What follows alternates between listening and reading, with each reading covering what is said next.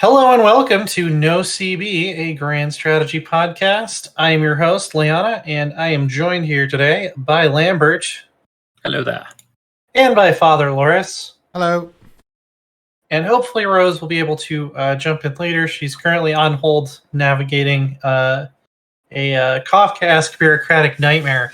And we'll The join great us thing about that could as soon be as she's able. literally anything in the modern world, can it? That could just be everything. Car insurance. Yeah, basically. Yeah. Everything. But we got quite a few dev diaries to talk about today. I think this is actually the first time since well before the summer break that we've had a dev diary from all of the actively in development major Paradox games to talk about. And we're going to start... #saveimperator. #saveimperator. And we're going to start with a Victoria 3 dev diary that we've all read like 3 times and get about 40% of what they're talking about. Lambert, what's going on in the world of Victoria 3 this week? I don't know. No, right, reading this, it is one of the heavy dev diaries, which honestly, a lot of people who have been big into Victoria 2 are, I think, probably going to love it because it's basically showing off the complexity and the depth that the game has, which is exactly what people who like Vicky kind of want. But overall, it's talking about how employment works. And how different pops earn the qualifications to take on those employments. So, yeah, I wouldn't say it's maths, but it's just a heavy numbers-based dev diary talking about how many pops are able to be qualified to do into this job, or if they will, be able to get qualifications to, get promoted into a different kind of job. And there's a lot. It's a lot. It's a heavy one. We got pretty icons. That's not hard to understand. We do. Oh, yeah. I've already made at least 3 of them into emojis for my Discord. Nice. Nice. Way to steal my only talking point on this dev diary so far. No, go for it. What's your artiste take on these icons? I like the icons. We did say we're going to change for one for clergy. Yeah. Right. But as far as I can tell, let's have a look. So what's we got a new new pop types. I don't think we got any new ones. We've got what? Academics, that's new, I guess, but that's going to take the place of intellectuals, right? There's a couple. Intellectuals isn't a thing in Base Vicky 2. That was the clergy. Oh, that was clergy. Of course it was. Yeah. There's a couple new ones. Academics are new. Let me see. Engineers are new. Yeah, engineers. Well, engineers are kind of like artisans. Maybe. I think they said the way they're right. Oh, right. Yeah. They said they're I still going to don't handle really like the name shopkeeper, to be honest. Yeah. They said they're going to handle the They're going to handle artisan economies by basically. It's going to be laborers working for a shopkeeper, and then the shopkeeper owns. Like little workshops. The industry rather than a capitalist or an aristocrat or whatever. So which is something that's growing on me, to be honest. I do quite like that idea. There's been a lot of drama on Reddit and on the forums, especially about the fact that there are no artisans. But yeah, I'm kind of like I'm gonna wait and see how it works. Artisans was completely invisible in Vicky 2. Like, it was a way for countries to make products and not have the economy completely stagnant when you weren't able to build factories, because you'd still make a couple of artillery because you've got some artisans that just randomly make individual things, right? But they were completely invisible and so inefficient. You didn't want them. You wanted to upgrade out of that kind of system into something a bit more factory based. I don't know. I don't know why there's any controversy about it. I like having artisans in the game or having artisan economies represented in the game. I think the way they're doing it might work out fine, even for the people that are mad that there isn't a pop type called artisan. I'm just gonna wait and see at this point. Yeah. Because I'm pretty sure the way they're doing this is not that they don't think artisan economies existed or that they hate artisans or something. I think the reason they're doing it this way is because somebody has to own the factories. Yeah. Somebody has to own the buildings, and so they're using shopkeepers for that instead of creating a separate pop that's like a guild master or something. I don't know what you would even call it. Which is honestly, the only thing I would change is change the name shopkeeper to artisan. Yeah, literally well, the laborers are still the ones making the stuff, from what I understand. So laborers don't promote into artisans. Artisans don't promote into, I don't know, whatever else. It's basically laborers are going to be your baseline put shit together people, whether you have an artisan economy or an industrial economy. One thing I was kind of I thought was quite funny about these icons is the Clergyman Icon. It's a temporary icon. It will be changed to be more universally applicable. And what could be more universally applicable for officers around the world than a medal with Queen Vic's head on it? Of course, yeah. Yeah, that's what I mean. Entirely universally applicable quite a bit of the world at this point, or I mean, quite a bit of the world by the end of this period. You know what? It's applicable to literally a quarter of the world at certain points. Yeah. But that's not all of it. Yeah, unfortunately. Machinists are also new, I believe. And then peasants. I mean, like, even pitchforks is not universal. Like, that's the thing about like that icon change. Like, I'd be fine with it just being across. I mean, like, it's just there to represent something. It doesn't have to be, I think my ideal would be that it would change based on the religion of the pops, but that might be a lot of extra work. But I think also at the same time, kind of iffy. Yeah, I mean, you need to be recognizable no matter who you're playing as. And just having it switch, and then I don't know. It's totally doable. It's not like a massive issue, but having them be universal across every run is probably a better idea. Yeah, but how can you do that for clergy? What is there a universal symbol for praying? I don't know. Two hands together. There you go. Done. But like different people have different prayers, right? Two hands together is specifically a Christian prayer, isn't it? Otherwise, you have somebody bowing or somebody meditating, right? So it should just be a Thor's hammer. That's what I'm going to mod it to be. A sun. Yeah. Everyone has some kind of thing for the sun. Like all religions based on the sun. If you go back far enough, I guess. I don't know. Yeah. I mean, honestly, a pure unadorned two perpendicular intersecting lines would work pretty well, because even before Christianity that was used by a lot of different religions. But a book, maybe but then that's kind of like, but is that the intellectuals? I don't know. We'll see what they they'll see what they come up with. I don't mind, because no matter what, for example in EU4, like no matter what type of theocracy you are, if you're a Muslim theocracy or a Tibetan theocracy or whatever, those are really two common ones, but you always have the Pope hat to show the level of devotion you've got, right? That's the devotion icon. I mean, it's okay. You know what I mean? Oh, yeah, that can make sense. Yeah. Just as an icon, just to be thing, it's fine in my books. Otherwise, if you go down the route of everything has to be universal, I mean, pitchforks, like, not everyone uses pitchforks because certain crops. No, that's true. You know what I mean? Yeah. All right, so chat can help us out here if we have this completely wrong. But my understanding of all of these remaining paragraphs is basically pops, you give them more money and more books, they will be able to promote to better jobs. I think that is the basic takeaway from this.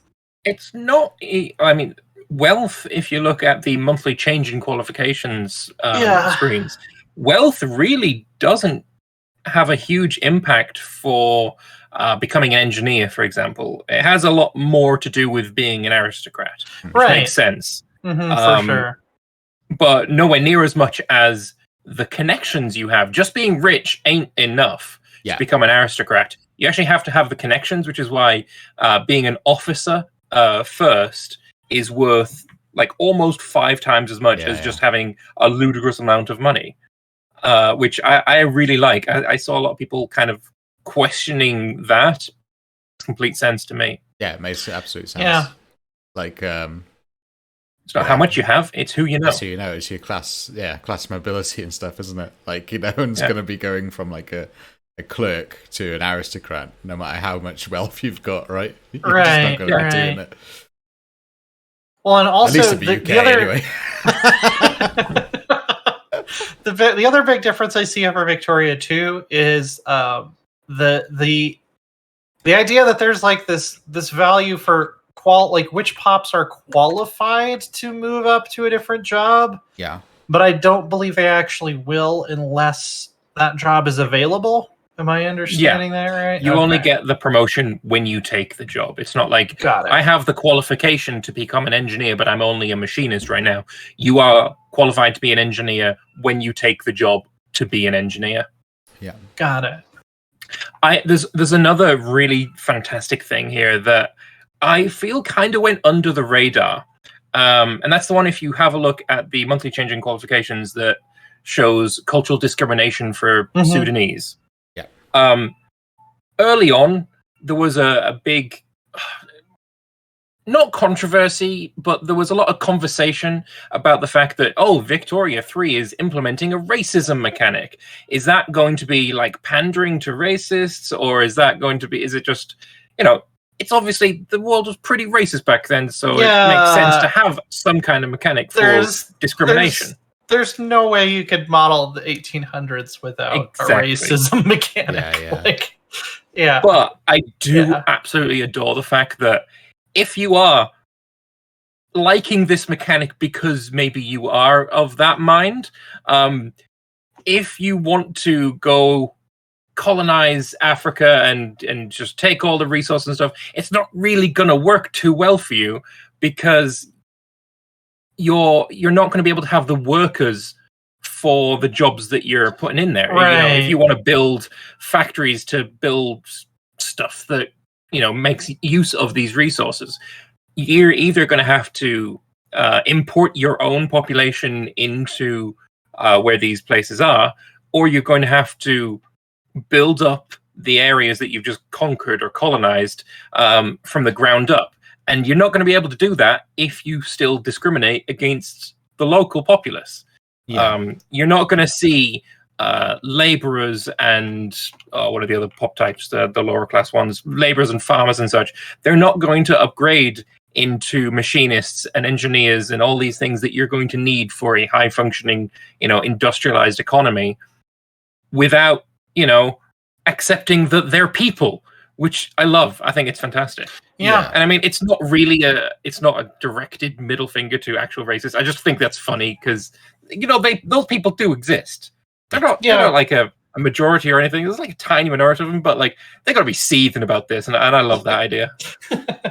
I like it from a gameplay point of view because it makes sense. A lot of these things, for example, in the American context after the Civil War, I assume African American is going to be a separate culture and it's going to face discrimination, which is going to make certain organic gameplay elements where you probably want to be integrating those pops a lot better. But naturally, they're going to be mostly laborers and farmers at the start of the game before you integrate them. And it's the same with European colonialists, right? So say if you have a British Raj, you're not going to be accepting Indians as much as you're going to be expecting. So you're not going to be industrializing India like what happened historically, and it's mostly going to be agricultural states for the vast majority of the game. So these things naturally. And Ireland too is another good example, right? Ireland never industrialized under British rule. Really, it stayed agricultural for a very, very, very long time until towards the later period. Until what? I mean, I lived there. Until what? Talking the same. Yeah. Still there. Still agricultural. And this kind of makes me interested in like trying out a gameplay style. It's like every dev diary I get an idea for 3 new campaigns. But like I would love to try out a gameplay style. And this isn't saying that colonialism is ever good, because it's not. But if you could try to do like benevolent colonialism, where it's like, okay, instead of what happened historically, I'm going to colonize like the Congo Basin, and then I'm going to accept all of their cultures, and I'm going to educate all of them and just build like an industrial economy in the Congo Basin.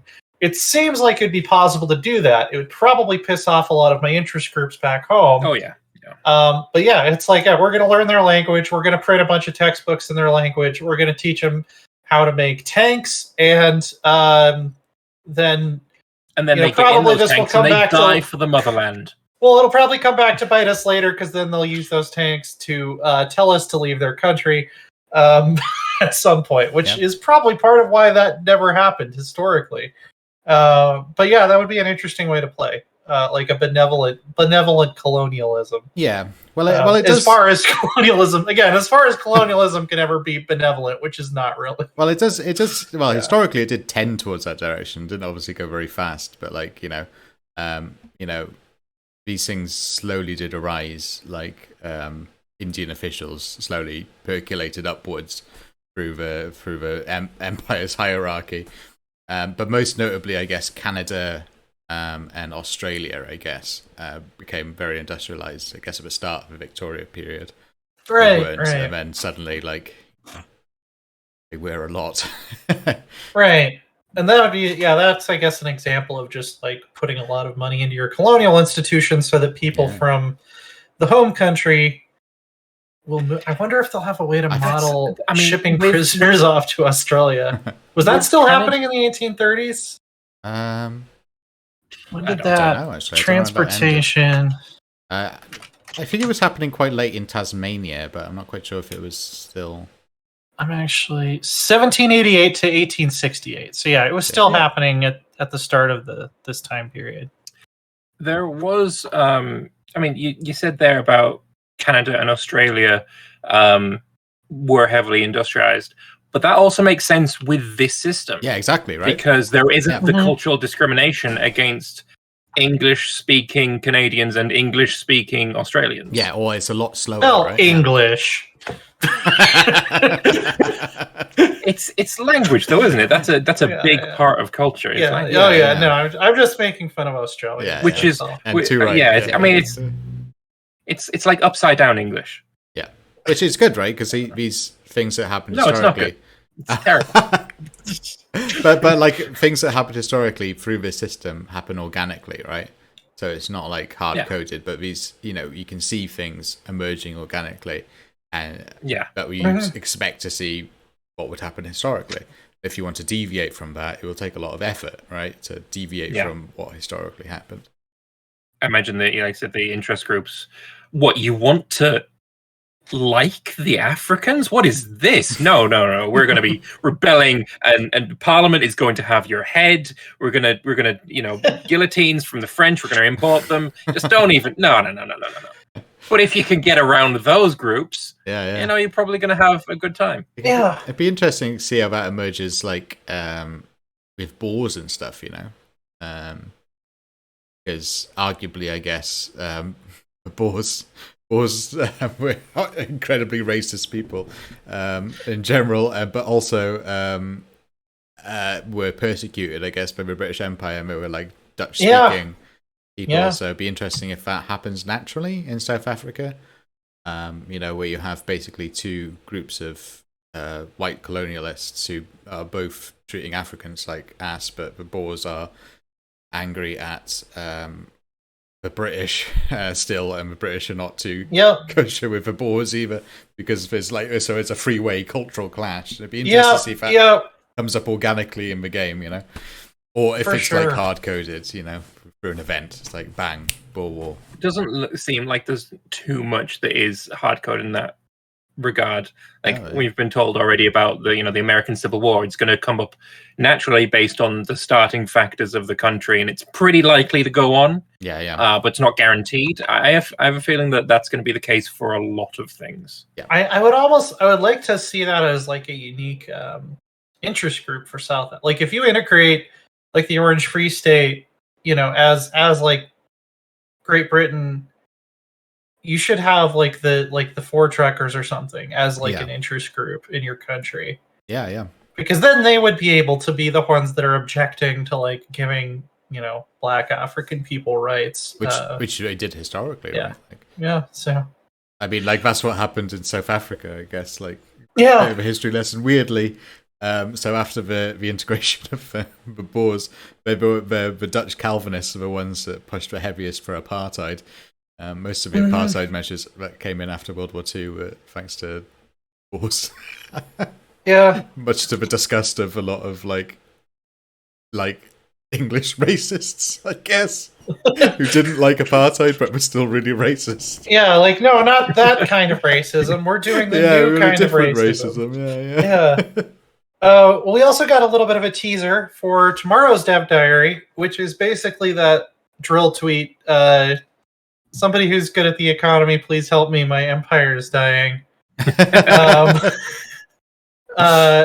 Yeah, Martin. Tax better. Yeah, Martin Martin introduced me to or talked to me about a little bit in my first interview that I did before the announcement of Victoria 3 about how the Ottomans' sick man of Europe thing is kind of going to be modeled by the fact that their taxation and their interest groups are kind of a mess at the start of the game. I think that's a really interesting way to do it. Yeah. So they're like getting all of their most of their income is coming from consumption taxes and like per capita land taxes, which is obviously not great. And also just minting new money. Yeah, just keep minting money. It's fine. Yeah. That's not going to be a problem. Yeah, just go ahead and 1,000 is coming from diplomatic pacts, which is probably another word for pay us or we'll conquer you. Yeah. No, I reckon that's because Egypt is a vassal at the start, so I think. So pay us or we'll conquer you. Yeah. Which ends up being the Oriental Crisis. Exactly, yeah. Where the Ottomans conquer them because it didn't pay them. What do we think this ominous looking skull icon in the middle of big fatty plague? Yeah. Interesting. Quite possibly. Was there any I'm going to Google it. Was there any plague in 1836? I would love if Victoria 3 had dynamic plagues or even scripted plagues. Yeah. Dynamic would be better, but it seems like the way population mortality works, it wouldn't be that hard to slap a modifier on a province that just starts killing people. Spanish flu was... Yeah, I mean, the Spanish flu during is the this famous era. one, right? Yeah. Made in America. Apparently, it may not be plague because the 1812 to 1819 Ottoman plague epidemic was one of the last major epidemics of plague in the Ottoman Empire. So, I mean, that's a little bit early. Well, maybe it's not the plague. Maybe it's some other type of terrible disease. Yeah. If you can't die of cholera while you're doing the Oregon Trail, what's the point? Yeah, Hercules makes a good point. Cholera was a big problem until basically they discovered the sewage system. In fact, basically the germ theory wouldn't be a major thing at the start of the Victoria period. Right. So we had not yet in all of the time that human civilization existed drawn the connection between you probably should not drink from the water that people or animals have pooped in. Yeah. That's basically I don't know. the main belief in Europe, at least, was that plague was spread by miasma. Yeah, it was a bad smell, basically. Yeah, like you had to hold flowers under your nose and it would stop you from getting the plague. That's right. I mean, that's why plague doctors had the big noses filled with flowers and stuff, is because they thought the bad smell was what was spreading the plague. It's weird because they were sort of on the right track that bad air could get you sick. Yeah. You just can't smell the bacteria. Yeah. Exactly, So out of nose, out of mind, so to say. Yeah. On this, going back to the tweet as well, I like that they've got gold reserves in there as well. Yeah. The Ottomans have 1.86 million gold reserves, and the graph shows it's not going up or down at this point. It's just straight flat. They're not dipping into it. I wonder if there's going to be some kind of like gold crisis crashing going on some point in the game. Like if you make somebody, if you beat them so badly in a war, perhaps that they're needing to dip into their gold reserves to stay afloat. Like, are we going to see that be playing out in, have further ramifications down the line? I think that'd be quite interesting to see. Yeah, this also gave me like some ideas about how they could sort of implement stockpiling, like, because if you have a gold reserve and that represents sort of like the banked resources of your nation, like if there was a way that you could, I don't know, like set aside some like buy orders for specific goods where you would get them at a certain price regardless of what the current price is or something like that. That might be a way to do it. I don't know how difficult that would be to implement. Because presumably, if you start a war and then like you didn't stockpile artillery shells, okay, so now we have to dip into our gold reserve to get more artillery shells. It'd be cool if you could somehow get those for the price that they were before the war to represent that. I don't know. That you stockpiled it. Yeah, I don't know. That might be one way to do it. I'm just. I'll just add a straight up stockpile system. Yeah, just free associating at this point. I don't think that they could, based on that big dev diary about goods, I don't think that they could actually implement a stock. Well, I don't know. Maybe they could. They could if they wanted to. Because goods don't actually exist. That's the big illusion here. Goods don't actually exist in Victoria 3. Buy orders and sell orders exist. Goods don't actually exist. It's a triggered modifier that tells you when there's a shortage. So, like, I don't know. Yeah, there's probably a way to do it. They're smart. They'll figure it out. I don't know. Let's move on. Insert a meme of Liana in the corner saying "Goods don't exist. Goods don't exist." The UN coming through the doors. I know what it looks like now in my head as well. Yeah.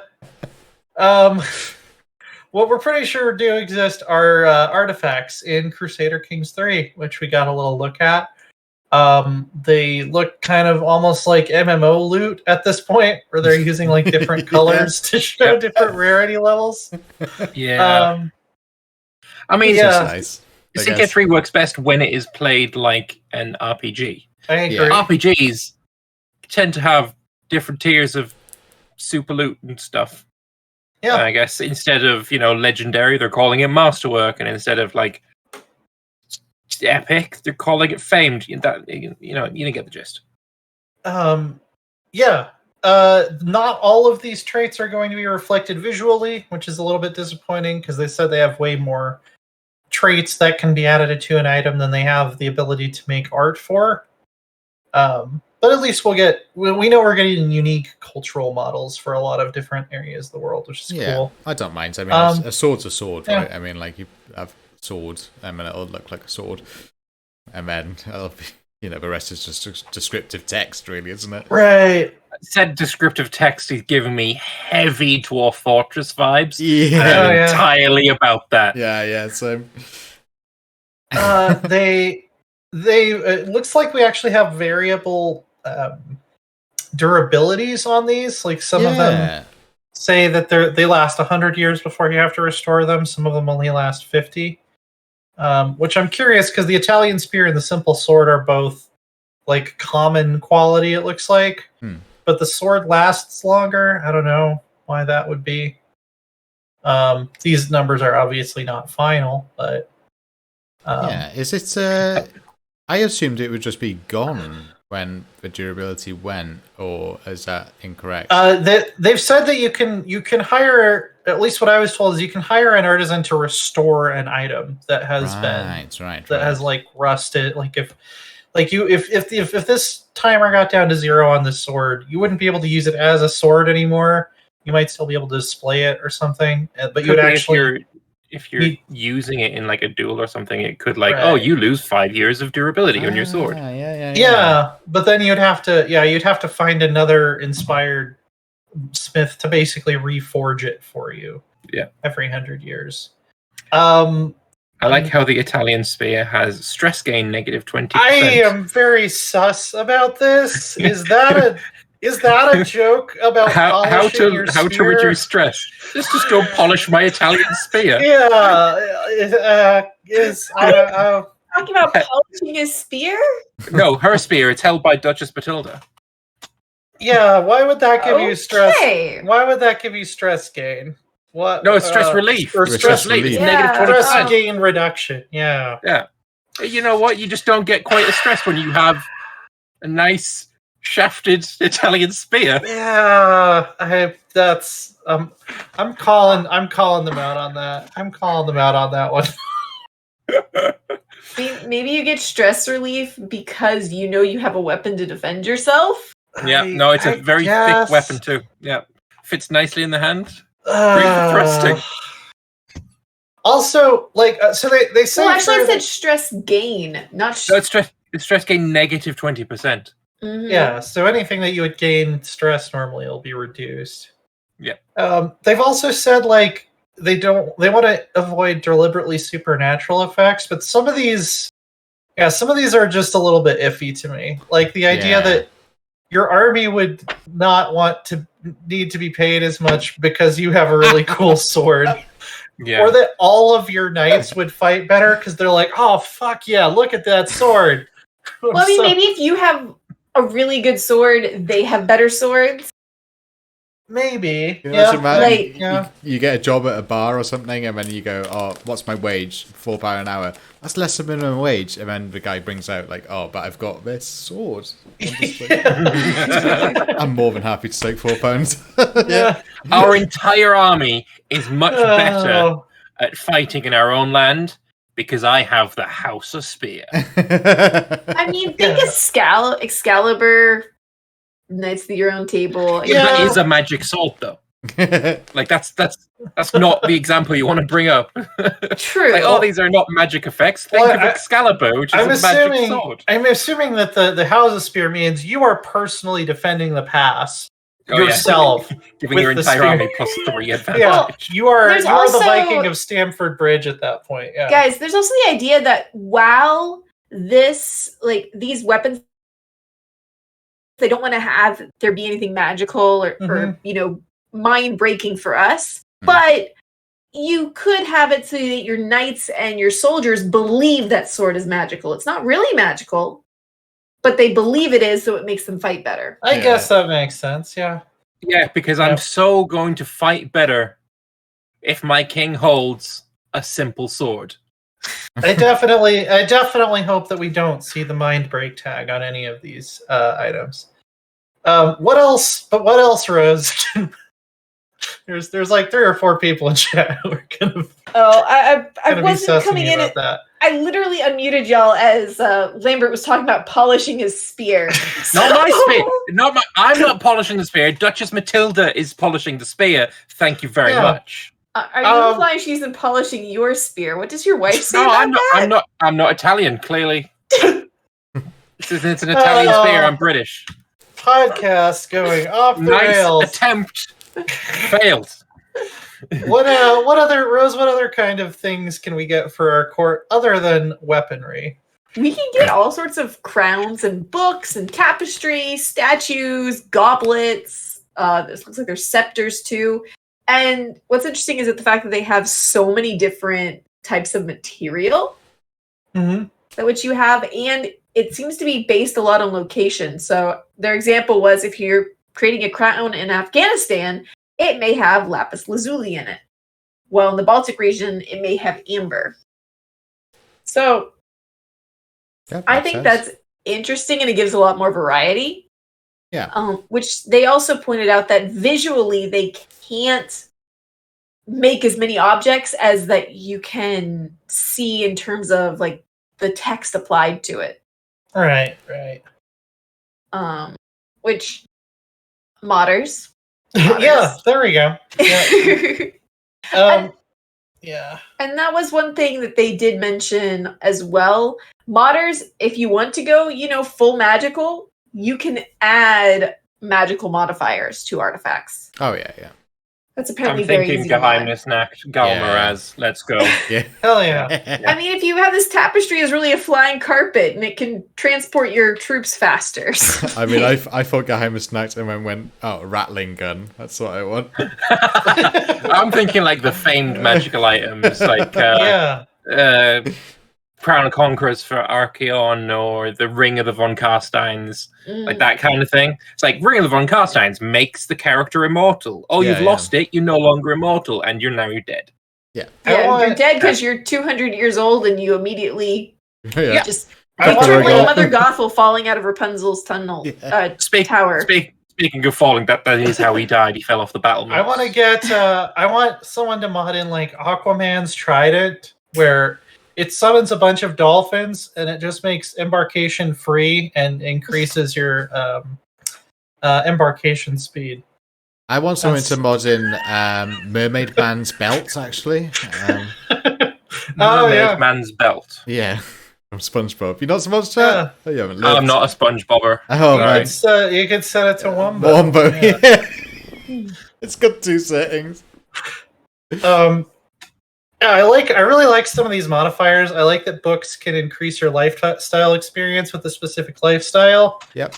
Because sometimes I want a specific lifestyle path, and it's not the one that the person who just inherited my kingdom is good at. So being You able to really need to go murder people to get the next next title under your belt, and your Right. person is a martial education. yeah, exactly. Which I mean, they're also good at murdering, just not the right kind of murdering. Exactly. You want the sneaky kind. And then, monthly renown is really cool because currently there aren't a lot of ways to increase the amount of renown you get unless you just land a bunch of independent family members. Yeah, which is and, what I release end them up from their doing. kingdom. Yeah. Yeah. I So love doing that. And then a Mine's lot of so these are good. just base prestige. The items that you put on display, like the goblet and the tapestry, they give you court grandeur. Yeah. right. While things like crowns, it makes people like you more.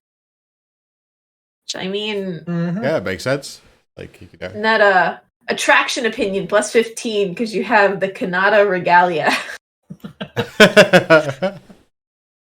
Did they say in there? I'm assuming it's like how long it'll last, like the little broken cup in 100 years or 50 years. Yeah, we discussed that right before you came on. I'm not sure why, because some of the common items, well, like the Ghaznavid crown is masterwork, and it only lasts 50 years. So I don't. Sweaty head. Yeah, the oils from your forehead. Yeah. Really Yeah, corrosive. I don't know. idea. Maybe it degrades. It doesn't like break, but after 50 years, it changes. Oh no, they have talked about that. So what they told me is that basically when that bar gets to 0, you have to go find somebody to reforge it, or else we won't be able to use its full effect. So, like a really good sword, like if you have like Charlemagne's sword, it's like, yeah, I mean Charlemagne was cool, but this thing's a piece of junk now. So we need to go find a smith to make it sharp again. Yeah.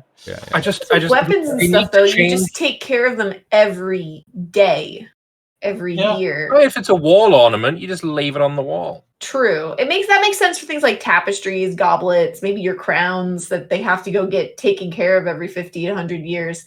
But things like your swords, I mean, that simple sword needs a name change. That's not an artifact. Simple sword. That's just a sword, Like, yeah. all the people in your army that were wielding swords, like, oh, what's mine? Garbage bullshit sword. And if simple sword is so amazing, Yeah, what the fuck am I fighting with? Are you implying that I was just punching them to death before I got I think this? that's the implication. If you don't have a weapon in your inventory, you don't have a weapon. Full stop.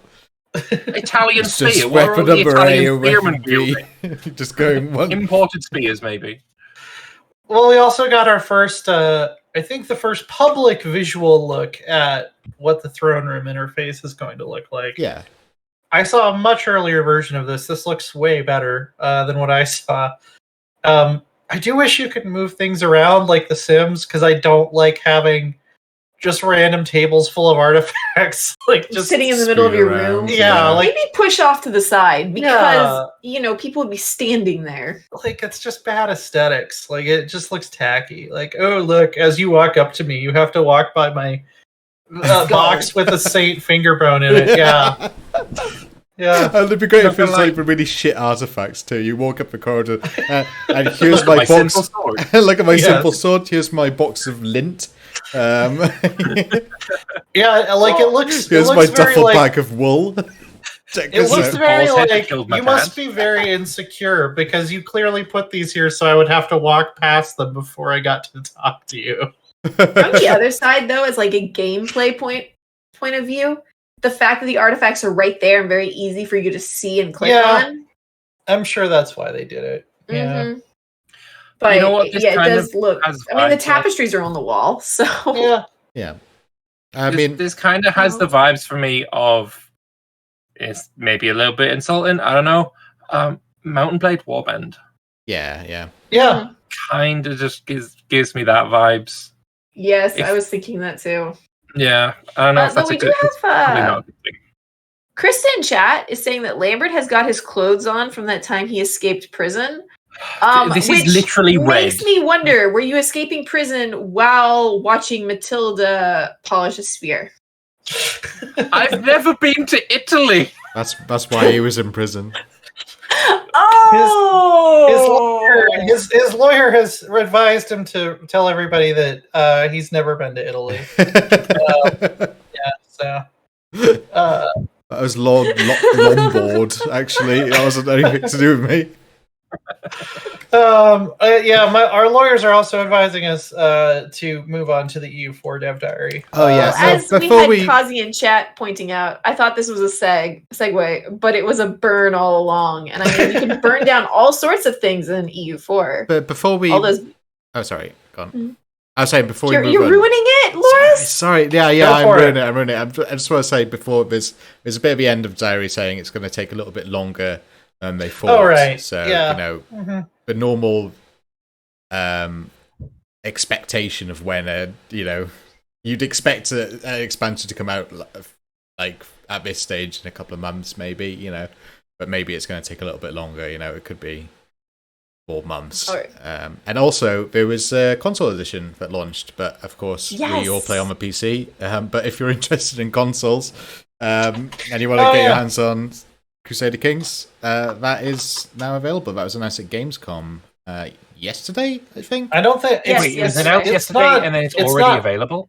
It's not out yet, is it? No, it's not out yet. It is. Yeah, I don't think they gave a release date. But and it's on Game Pass too. That's the other thing. I will say Stellaris Console Edition, the interface was way better than I was expecting. So I trust that Paradox can make an interface for CK3 that works well with the controller. Yeah.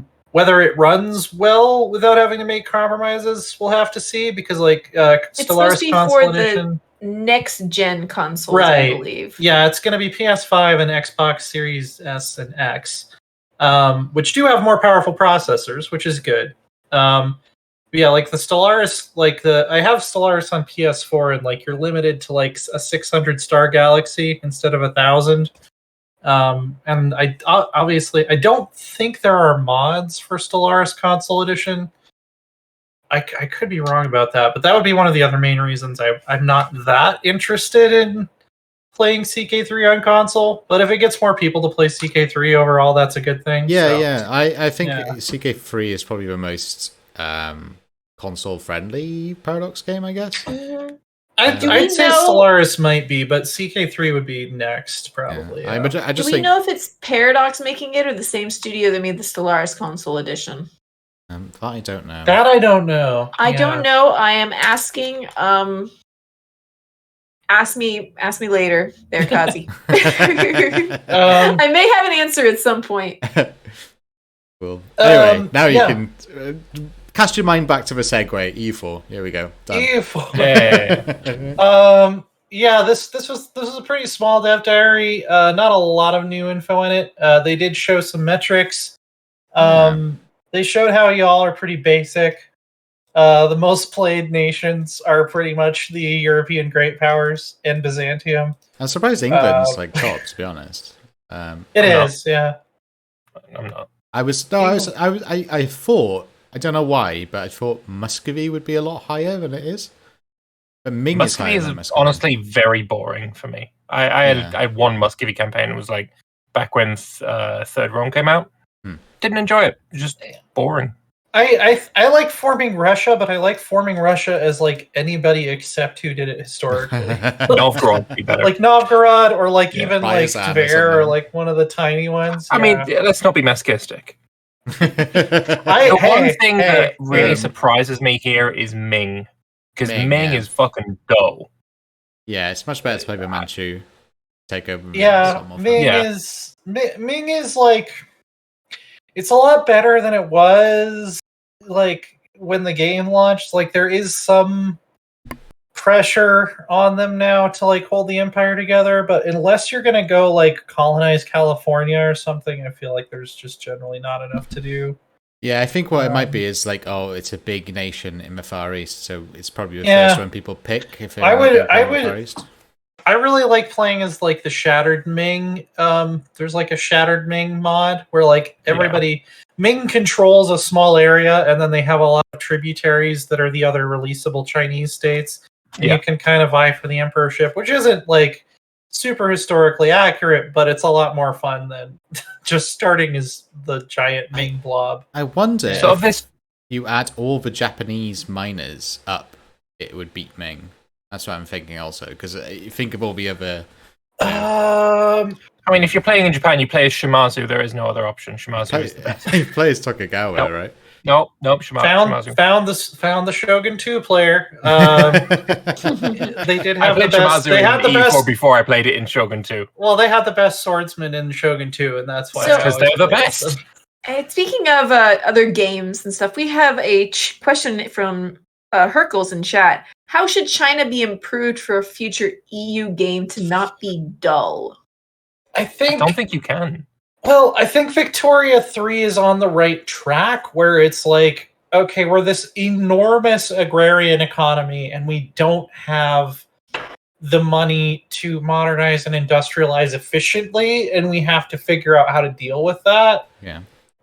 As far as like the EU4 era, I mean, China has always had really interesting internal stuff going on. So I think you would need to design the game from the ground up to have a stronger focus on internal politics than EU4 does, to make it interesting. Yeah. I think I don't find China. I find Ming a bit boring because you start there, but when you're conquering, Right. being a conqueror of China and then sitting Oh, on yeah. China is a lot more fun. But Oh, playing as for Ming sure, is, I don't know. I think they have improved it a lot since they've added the disasters. Playing Ming is actually quite difficult now because basically you hit the age of absolutism.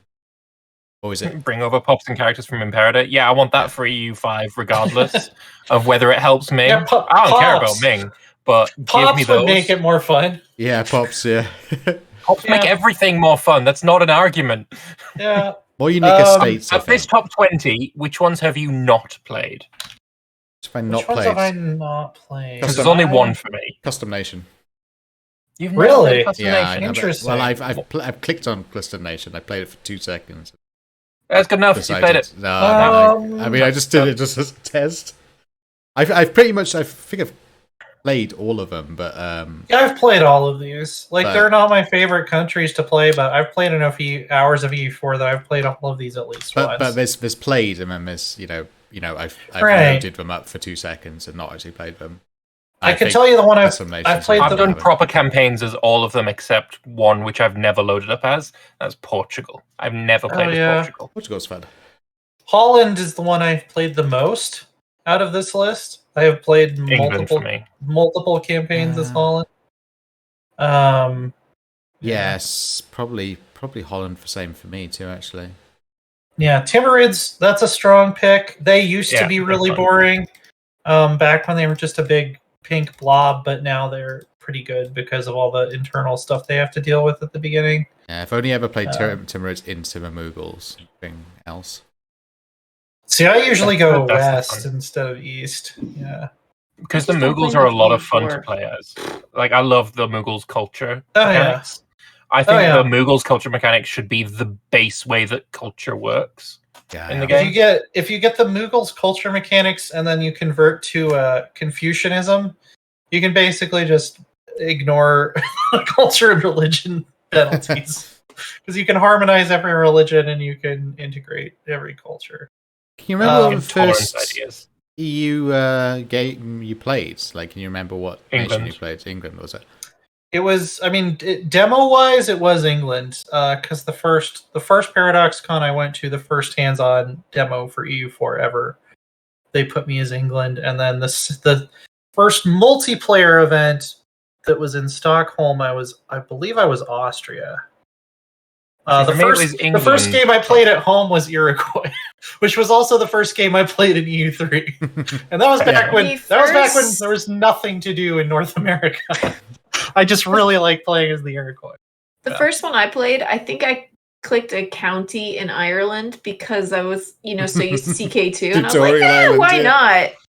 Try something small. Dead. I've never played a single country in Ireland. Not once.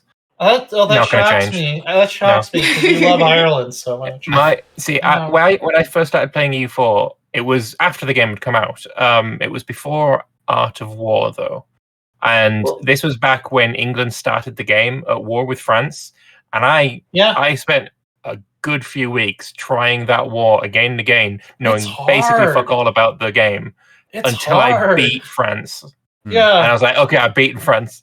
I'm going to go play someone else now. And I played as Bohemia as my second game. We do have Alfred saying in chat, you can form the Mughals as Hungary, keep Hungarian ideas, and you have no religious unrest. Yeah, but Mughal ideas are good. I've never. They got core reduction, that. core cost reduction, haven't they? Yeah. Also, speaking of Alfred, he came back and said that CK3 console is being produced by Lab 42. Okay. Which is not the same as made Stellaris console. No, that's the new. No, Tentalis. Yeah.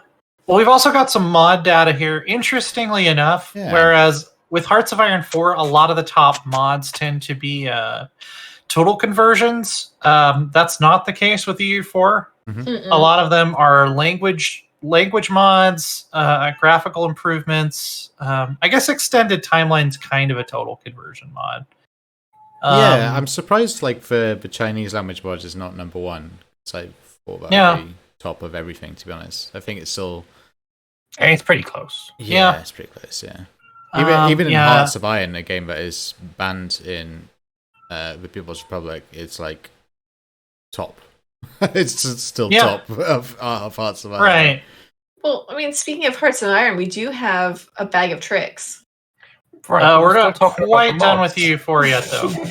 A nice try, but no. They gave us a roadmap. It was a beautiful segue. So it was premature.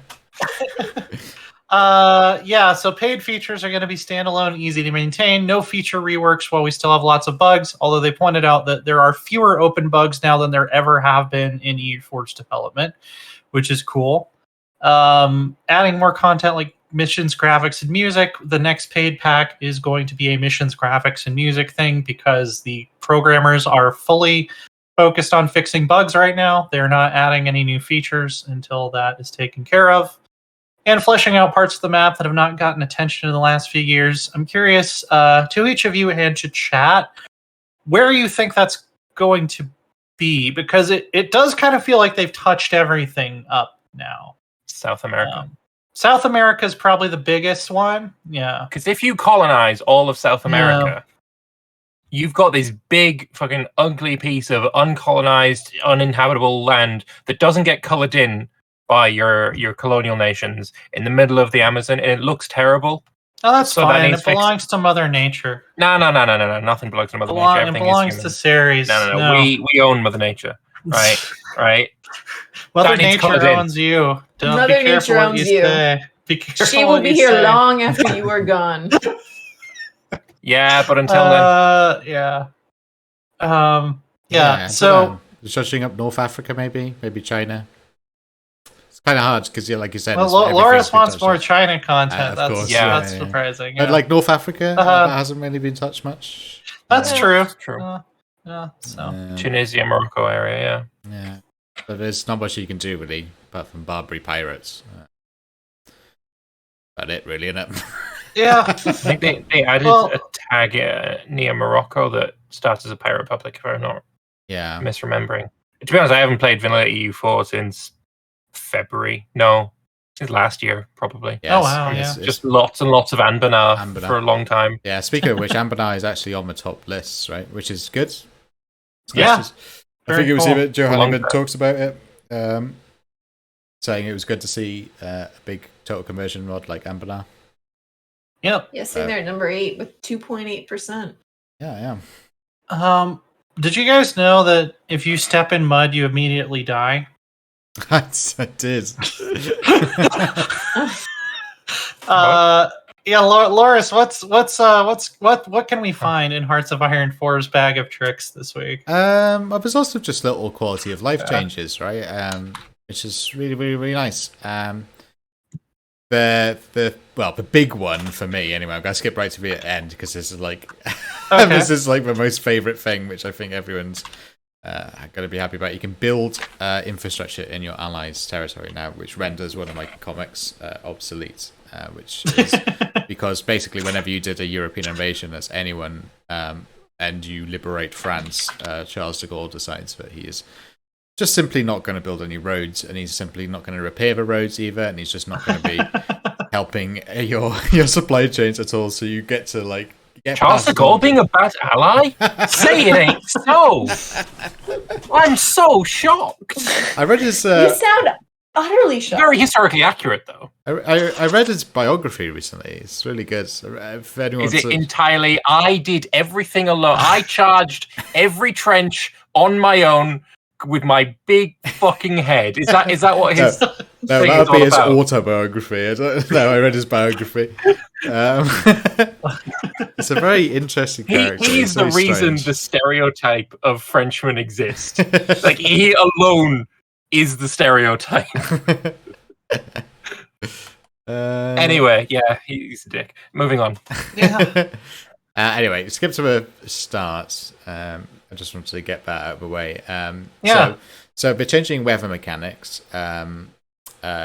Most notably, they're going to change how long weather affects an area, which is great because generally, I don't know about you, but if you're playing Hearts of Iron, weather like flashes on and off, and you don't really care because it's like it changes so quickly. It's like, oh, it's raining, and it's just going to stop raining soon, and it doesn't really affect your gameplay.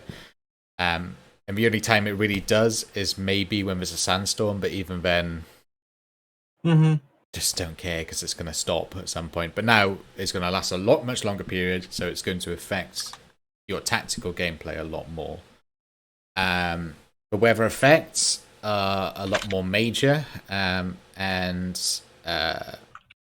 more obvious, I guess. For example, like you said, if you get caught in mud, you die instantly. Attrition almost doubles. 70% attrition. Yeah, it's really rough. Mud apparently won World War II. Which is, I mean, you could argue that that's true. Yeah. If any of you ever played spin tires, like imagine conducting war in spin tires, which I would play. Holy shit! I'm thinking about that. I'd play the hell out of that. Yeah, imagine World of Tanks. DLC for spin tires is a tank. I'd play that. Imagine World of Tanks meets spin tires. That'd be amazing.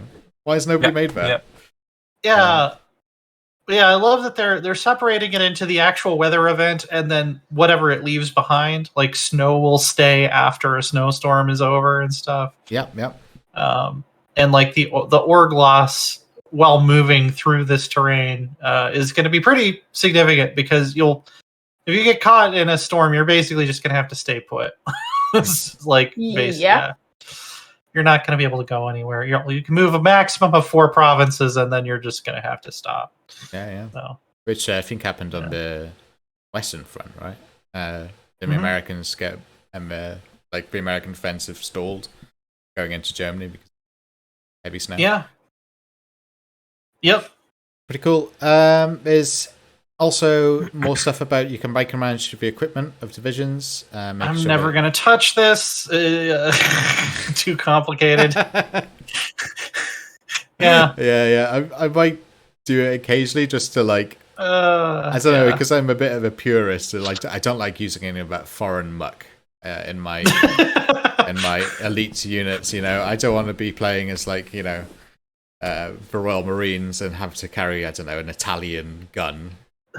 Disgusting. Who would want that? Give those to the colonial divisions that just exist to waste a small amount of time if anybody decides to attack you. You don't want to carry an Italian gun because you want a gun that works. Yeah, exactly. So ship them off to Singapore and then they can defend Singapore with the Italian and German guns. As long as you have money, Singapore's not a bad place to be. Yeah, exactly. Yeah. Just don't shoot guns. Other than not during World War II. It was, yeah, exactly. True, not during World War II. That was an absolute clusterfuck. Alligator is saying English for me. I'm not English. It's a great offense. Yeah. Banned. I'm kidding. The other one is a compliment. The last one is, I don't know. I take or leave this one. A little animation plays when you get encircled. And I can't work out if the animation is the tanks appearing or if it's the little hats going down. Yeah, I think it's the hat. Yeah. It's the hat going down. Either way. Well, I still don't think I'm going to notice it. Yeah, exactly. It would need to be like 5 times that big and say like, "Hey, dumbass," for me to actually pay attention to it. Yeah. You're getting encircled. Oh my goodness! Like you remember the original sound for naval invasion occurring? It's like naval invasion occurring. It haunts my dreams. Yeah. No, it should just be like that. It should just be like a big, like an animated GIF of like Stalin dabbing on you. That's what it should be. When just some of it modders. Should be dynamic for who you're playing as. There was one more big Hearts of Iron announcement, which that, Dan Lind, who has been the game director since the beginning, is moving on to a secret project that he can't tell us about, but it's not Hoi 5. And 5? Who knows? Bismarck. Arheo is taking over as game director for Hearts of Iron 4. Yeah. Congratulations to Arheo. Yeah. With an amazing picture of him bruting Dan. Yeah. So, Dan Podcat mentioned that as of No Step Back, he has finished his entire original vision for updating Hearts of Iron 4. But that Arheo is very much on the same page with him design-wise, so don't expect any like major changes of design philosophy. Yeah. So, yeah. I know. Dan got choo-choo trains in, and then it was like, right, that's it. I'm moving on to... It's like, it was all building up to end game for this game is choo-choo train. That's what he's really moved to create. He's making a Paradox train game. Yeah. Oh man. Yeah, they got like the Ticket to Ride license, and he's gonna make. Yeah, I would love that. I'd be so on board with that. Get it on board. Or Empire Builder. That would actually fit really well. E5. No, train. I'm just saying what I want is E5 though. Empire Builder. Tinto, I'm sure Tinto's going to be working on E5. But yeah. This game. Do y'all know what game I'm talking about? I do. I have never played this. No. Oh no, I've never heard of Empire Builder. You get to draw on the board with crayons. Oh, nice. I do that with all board games. Rad. Like, that's how you build your tracks. The whole map, like the base game or the Empire Builder is the US, but they have like a European version. Actually downstairs. Yeah. It's a Mayfair game. Okay. Yeah. You use crayons to draw your tracks as you build them across the board as you're trying to. I forget. It's different in each game, but collect a certain amount of money, and that's how you win the game. But to do that, you've got to build tracks. You have to upgrade your train. Is it like a washable board? Or you just wipe it off with paper towels. Okay, cool. Special wax crayons. Nice. It's so much fun. And there is a computer version, but it's like dinky early 2000s made in someone's basement. Oh, Like yeah. not even an independent made game like we expect now from like Stardew or Banished, but It's early 2000s. It looks like a web, like it looks like an old browser. perfect. Would you say that this game is masterfully crafted? Oh, nice. But I want to wish them both well before we switch. Oh, yeah, Come for on. sure. Loris has to ruin every single segue. Exactly. in That's this my episode. exactly. So, okay. Yeah, Honestly, you're just doing these Obviously. premature segues all the I time. know. It's been I don't three think we're at fault premature. here. Yeah, exactly. All right. Well, It's yeah. just real bad. I know. Bad form. No, Just so obviously. Aheo did Yeah. a fantastic job on Imperator, right? So I think He did. pretty excited about what he was going to do in Hearts of Iron, and what a quick ascension for Aheo. Was it? Just it felt like basically a couple of weeks ago Aheo joined the Hearts of Iron team, and now it's suddenly bang. He's cooed Well, it. it's going to be Hearts of Iron Probably. Rome is going to be the next DLC. Well, you get the Italian Because he focus was- tree he was- finally. He was the game director on Imperator and then went down a step to join Hearts of Iron. I have a feeling he knew Dan was planning on moving on to the new game, so Oh, it yeah. wasn't actually a demotion. He Yeah, was yeah. learning the ropes. Yeah. Right. It was him getting acquainted with the dev setup and what's going on with Hoi 4 before he fully took over. Right. And then Dan's an absolutely lovely bloke, and I think he's did a really good job on Hearts of Iron. Oh, yeah. Made a franchise of games which is incomprehensible, but is basically accessible and fun and complex all at the same time. There's a lot of people at Paradox like this, but I interview a lot of game developers, and the ones that are always the most fun to talk to are the ones that are just really excited about their game, and That's Dan. that's the impression I always get from Dan is that he's just very excited to be working on what he's working on, and I think people like that tend to make better games. Yeah, I agree. So. He's very modest too. Yeah. Oh yeah. Dan is, for sure. Yeah, I met him at PDXCon. He was absolutely lovely. Yeah. I'm super, super duper excited. Yeah, lovely. So I look forward to whatever it is. PDXCon Stockholm, and on my phone I was taking a picture. I was going to take pictures of everyone, and on my phone I had an audio book of one of the Warhammer books, and he's like, "Oh, you're also into Warhammer." We had like a 5-10 minute conversation about Warhammer, just because I had it on my phone. Maybe he's being moved to work on a Warhammer game. Oh my goodness! I mean, that'd be amazing. Games Workshop and their IP recently. Just don't even go there. It's a fucking no. Stellaris 40K. Well, I guess Stellaris already has quite a bit of 40K inspired stuff in it.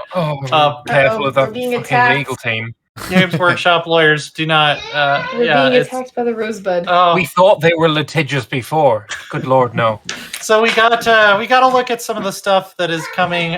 This is going to be stuff you'll get if you already own the humanoid species pack. Yep. But unlike the stuff for plantoids, they have pointed out that this is not portrait locked. So I was wondering last time, like, what could you give to humanoids that wouldn't just make sense to be something anyone could have? And it turns out that they agreed with me because everyone can pick these. Masterful Crafters, it's the Space Dwarf Civic. They have even openly said it is the Space Dwarf Civic. I think you've heard they're called the Squats. Yeah, artisans produce consumer goods and trade value and engineering research. I was actually like 40k if they kept the squats. And Games Workshop can't come after you if you call them the Squats, because I mean, you don't use them, so we're gonna. Oh, Rosebud is upset about the litigiousness of Games There you go. Workshop. Me too, Rosebud. I'm entirely empathetic with your plight. Then they're adding the horny on main Civic, where you can give everybody a decadent lifestyle. That's it. You can turn your entertainment buildings to like orgy pits. Apparently, that's basically what they are. Pop growth from entertainers +1. I'll just let you fill in the blanks there yourself. It sounds like they need better, what education. Yeah, do another come segue on. here. They haven't invented prophylactics this far into the future. Apparently. Yeah, but it seems pretty powerful. You're going to need a lot of consumer goods, but plus 20% happiness for all strata is pretty significant. And Alfred is saying in chat, both masterful crafters and pleasure seekers have equivalent civics for megacorps. Well, I don't even want to think about that. I mean, pleasure seekers for a megacorp. What's that like? Oh, we get to watch. It's a fighting pit where we can see the poor kill each other. I think isn't that how the rich get pleasure? The most interesting one is this origin mode, right? In my opinion. Yes, for sure. I was about to say the exact same thing. Mm-hmm. Yeah, you can basically start out as like an orphaned clone army. Yeah. Like if the Galactic Republic had just disappeared and it had been just the clones left. Yeah. I was thinking like Horatio from Endless Space. So they can only grow pops with ancient cloning vats, which you can only have of total in your empire. They have very, very short lifespans, but they have huge bonuses to ground and naval combat. And they've mentioned that you can continue your mission as, warriors, or you can try to examine why you were created. And I would imagine eventually you can lift some of these restrictions on like genetic modification. So back about the stuff. Pleasure seekers, we have Leo in chat with the absolute stinger of, so the corporate slogan is, your pleasure is our business. Yeah, it's I mean, I guess you're just a giant intergalactic space brothel at that point. I don't know, but quite possibly, yes. And then for a week you get all scared by the religious zealot faction in your country, and you try and close down space fans, like only space fans. Yeah, you're like a corporate riser. That's basically it, isn't it? Yeah. I think they mentioned riser in this Dev Tower, didn't they? Somewhere they said, "Oh, don't know." It's clearly inspired by riser. They do. Somewhere. Yeah. Before we wrap up, I guess I want to talk a little bit more about humankind now. All of us are here. We're going to do Anbanar again. Anbanar again, yeah. Well, Loris, what have you? Let's roll right into it. Loris, what have you been up to this week? I've been playing a bit of Humankind, weirdly. Yeah. I've been really enjoying it. I haven't played the game since alpha, and then I played a little bit of a beta. And the full game is like a billion times more polished and balanced a lot better. And more importantly, in my opinion, somebody's come up with a real world map. So they've got the map editing tools now available in the full game.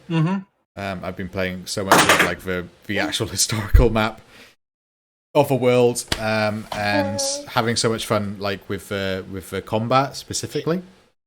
Combat's really good. Especially sieges now, like sieges with the wall mechanics and stuff. That wasn't fully implemented last time I played, but it feels so epic doing this final siege now, where you're scaling the walls and you like shooting stuff over the walls. And like I was playing as the Romans, and I was like sieging what would have been Carthage, but they were actually the Mayans. But I was like, I went to Tunis and I sieged the walls with my like legionnaires, and my goodness, it felt amazing. Praetorians, that's it. So good. Yeah, like the combat's amazing. It is a lot. I like their way of making cities hard to take in the early game a lot better than Civs, where it's just like they have a high combat strength and you have to hit them a bunch of times. Yeah. Like the fact that they'll actually spawn defensive units, and you have to consider the opportunity cost of, if I lose military units that I paid production for to these essentially free units that the other Civ gets just for having a city, that's kind of an interesting strategitic. Oh, you mean the troops that spawn inside your city? Those right. are pops. If they die, though, those are pops. Yeah. Yeah, don't lose those. I did not know that. Yeah. Oh, yeah. If you lose one, your city loses a pop, which if your city only has 4 pops. All right. Well, I'm going to play a lot more aggressively from now on, because I thought that they just got those for free. Nope. And you're paying pops for your troops, too. Well, I knew that, yeah. But I didn't realize that the militia actually pops. I think when you're comparing all of the equivalents between Civ and Humankind, like how does Civ handle this versus how Humankind handles the same thing in their game, I think the bit that is so much in Humankind's favor more than any other equivalent system is siege mechanics. It is like an entire better game.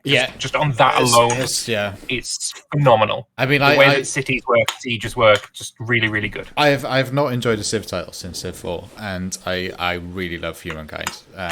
I've never liked Civ 5. I never liked Civ 6. Humankind is finally gotten that Civ happiness I've gotten since Civ 4, and I really wanted to love 5 too, and I didn't. I enjoyed 5 after the DLC came out, but 6, I mean, I have a lot of hours in it, but it never really hooked me as much. Yeah. Humankind has hooked me, and even though I haven't been able to stream in the past week due to some family things and stuff, I keep having it in my brain and I want to play it. I'm like playing it mentally in my head. Thank you, ADD. I'm obsessing about it. Yeah, of course. But, yeah. Yeah, it's really cool. Like, game's not perfect. There's certain things that I'm not a fan of. Like I would hate your real world map. It's like you said there, I'm the Romans and I'm invading Carthage, but it's actually the Maya. Like that kills it for me. Yes, absolutely kills it. Well, this and it's, I was the Romans, and then I upgraded them. Now the Franks. Yeah. In Italy, that's a bad idea. That's a bad example. The Franks did go to Italy. Sort of makes sense, but you know what I mean. We also have Farza in chat saying that it took me embarrassingly long to figure out that's probably a good idea to settle a bunch of your early scouts in your first city. And that's actually a really good reason to sort of stay in the prehistoric area for longer than you need to. Could do that. You also want to be careful because if you settle more than one, like if you make your first city and then you settle 2 scouts in that city, it will starve. There is very, very rarely you'll be able to avoid having one of those pops be completely wasted. Yeah, I mean, you just want to settle one, get yourself some farms built. That's why I try and settle by a river normally, because nice grassy river is pretty good. But obviously that's not always the case. Also you can do interesting, if you didn't know, is that your outposts will grow pops. Yes. Only up to a maximum though. Like, it's like 4, 3 or 4. I think it depends, but they'll grow pops so that when you do combine it with the city, those pops join your city. Yeah. Which is pretty cool. I'm trying to think of like different but during this campaign that I'm doing now, I've been trying to think of like how would I do it better next time? Yeah. Things like not immediately putting outposts on the cities. I don't think there's any need to. What is the most efficient way of like growing your territory without immediately, I need to get this second city out immediately, or I need to attach this outpost immediately to this next city, and that kind of thing. Getting an influence civic early on, I think, is actually a good idea. Yes, that one with, was it +5 on your main plaza? Yeah, that's really kind of like, originally I was like, okay, Babylon, first Civ, really good pick. Get that science going early, gonna carry you throughout the entire game. Yeah. That's what I did in this campaign, and I'm finding that I run out of things to tech up on, and I've still got many era stars to get before I can go to the next era, which is kind of not a good idea. Yeah. I'm thinking, okay, I'm also running out of things to build, so maybe Egypt early game. Then you can you basically set for the entire game, and production is no longer really an issue. I'm still kind of thinking that's probably the best. Yeah, I mean, like that's something that's I really like is refreshing over basically all Civ titles, because in Civ, basically all 4X turn-based strategies, technology is king, right? Always. But in Humankind, you can overproduce technology. But like after a point, that technology point is basically wasted. Well, because there's no future techs in Humankind. Like in Civ, if you reach the end of the game and you haven't won the game yet, or reached the end of the tech tree, you just keep putting it into future techs, which give you more XP points. Yeah, I think you can't do that. I think the big thing too is like, I have one complaint for Endgame. So Endgame, like your city has all the buildings in it that you want to build or that you can build based on your resources. And so you go to the festivals. you have to still renew those festivals every time. Yeah, there's no you can't just automatically switch. Yeah. Yeah, you can't just say, "Hey, produce culture" until I tell you to stop. Yeah. I mean, you can queue up a load, but yeah, I guess. But you can only queue up one of each type of festival. Oh, can you? Not that I could not find a way to queue up a bunch, so I was just like, whatever, queue up each type. I don't want to deal with this city right now. I'm trying to, test out end game combat, like airplanes and stuff. Yeah, I don't care. I normally spam units, to be honest, rather than at that point. Yeah. There's something else I wanted to share about Humankind too, which is something I'm really excited about. Which is modding. Their plans for modding. So they're going to be releasing a load of modding tools that will basically interface with their Unity stuff, make basically everything modding from the ground up. And they've had this in mind since the start of the game. That's really cool. I want to see all of the cultures gone and replaced with fantasy race. Yeah, I mean, I was thinking that. I would love to see Fall from Heaven in Humankind. Yeah. For a start. I would love to see Rise and Fall of Civilization. You would love to see Rise and Fall of Civilization, Lambert, especially, because it makes historical people in historical areas be historical, which is great. So you won't get mayor. Yeah, as long as you don't go from Romans to Chinese to back to being French to I'm going to dip into, the Japanese now, and then I'm the Dutch. That kind of the culture era whiplash is real. Yeah, it's like I would love a mod that would make it so every era you have like 3 choices that makes sense based on who you played as before, but there aren't enough cultures in the game currently to do that. I don't think. Well, from this post on that they made about modding, and what I understand, that should be available to do for modders. It's not like Civilization 5 and onwards, where the modding scene is heavily restricted until somebody discovered that you can basically trick the game into thinking that a mod is DLC. But that was only discovered, a few years ago, well after final release. This is built from the ground up with modding in mind, which is brilliant. Because Civ 4 modding community is amazing, Civ 3 modding community is amazing. Civ Fanatics has already got a little bit of a budding modding community, very excited about this sort of thing, but unfortunately Civ has killed off a lot of the Civ modding community, thanks to Civ 5 and Civ 6, sadly. Hopefully now they have Humankind to go play with. Exactly, yeah, so hopefully we'll see a bit of a resurgence. What kind of DLC would you want for Humankind? Let's see. Ooh. Expand on the contemporary era. Expand on religion. Yeah. Yeah. I'd like to see more stuff with climate change. I would like to see them do better with climate change than Civ 6 did. It's just like the end game is such an interesting time to start introducing new challenges like that. And I'd love seas have risen, and everything that's on a coast is now the coast. And you can't produce as much food in marginal regions like the Sahel anymore. That would be really interesting. Or you could spend 10 gold and fix everything. No, get rid of that. Get rid of those options completely. Never give me the option to just pay a sum of gold to make a problem go away forever. That's boring. That is boring gameplay. Don't give me a button that turns a mechanic off because I paid resources. So I completely agree. Yeah. That was probably the stupidest thing. Not that I ever played it, because I played Civ 6 briefly and thought, I just hate this. And I'm not going to dump the hours I dumped into Civ 5 trying to like this, because I didn't like it. I think the plan is we're gonna try to get someone from Amplitude on sometime in September. Yeah, hopefully. Fingers crossed. Tentatively. Fingers crossed we could do that. So we could have some interesting discussions. I think we got a good range of opinions of Humankind. I love it. Liana, you like it? I like it. I have some serious problems with it, but I like it. I started a new campaign over the weekend, so I'm still playing it. Yeah. Well, and that's... Oh, Rosewood's muting me. That's the thing. Even when a game's not perfect, if it's still drawing you in and hooking you to play, it's got something. It's got. It's not like we think it's absolutely garbage, worst game ever, 7 out of 10. Yeah, exactly. Yeah, it's got some hooks. It's got some hooks, and it's got some really interesting ideas that I'd like to see developed. Yeah. more. That's the thing. That's what I love about early games like this. Although like some things are a little bit rough around the edges, there's so many interesting ideas.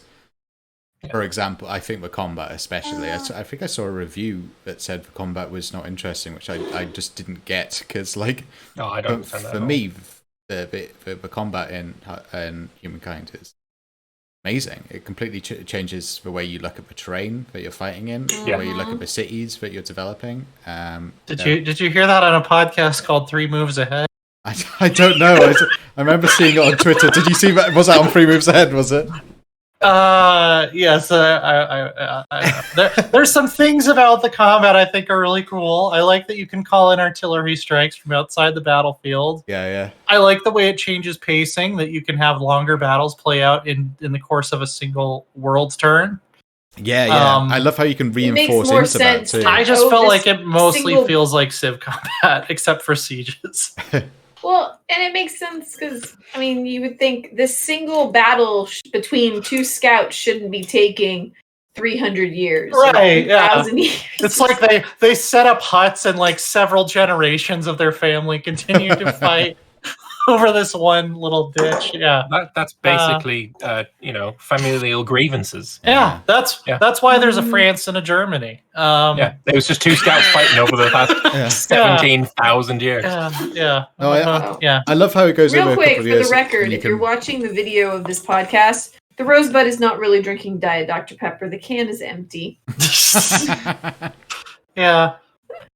I love the capture the flag mechanic in combat too. That's, I've honestly never used it. oh, Yeah, I just kill them I all. never see battles end that way.